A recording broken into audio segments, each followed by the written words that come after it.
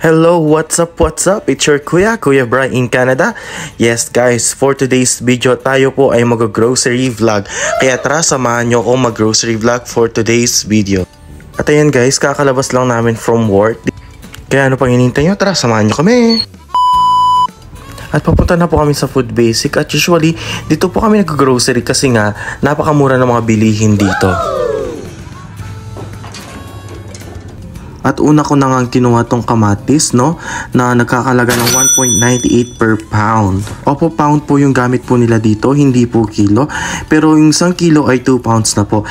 At sinunod ko na ang talong na nagkakalaga ng 1.48 per pound. Grabe guys, sobrang lalaki ng mga talong nila dito.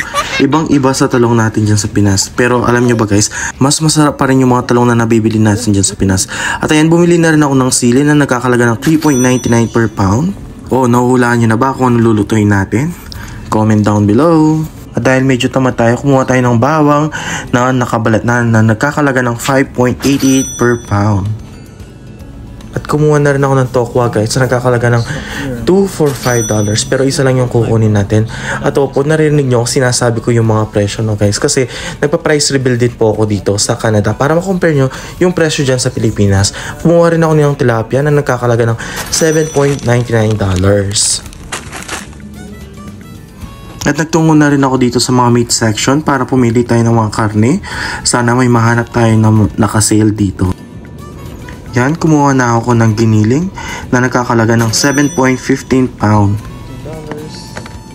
Sinunod ko naman tong buto-buto na masarap iluto sa sinigang or sa adobo. Siyempre, pili-pili muna tayo dyan. Piliin natin yung pinakamurang karne. Ayan.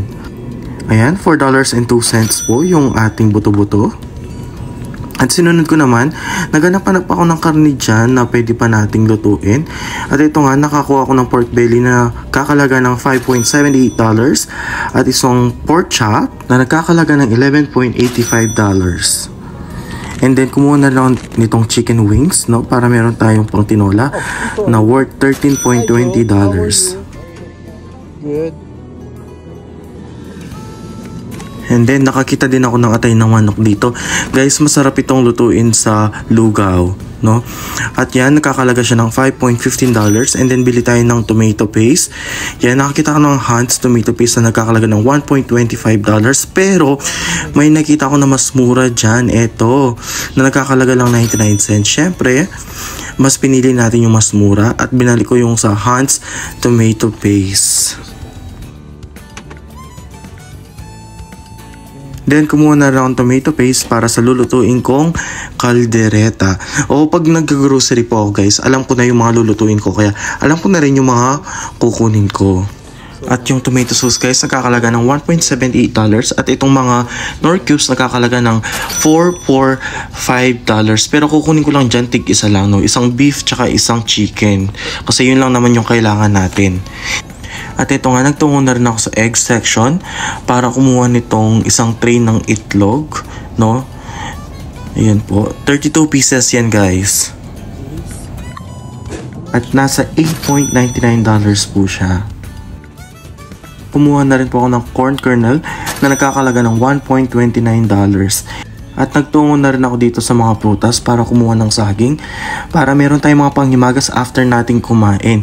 Nagkakalaga siya ng 59 cents per pound.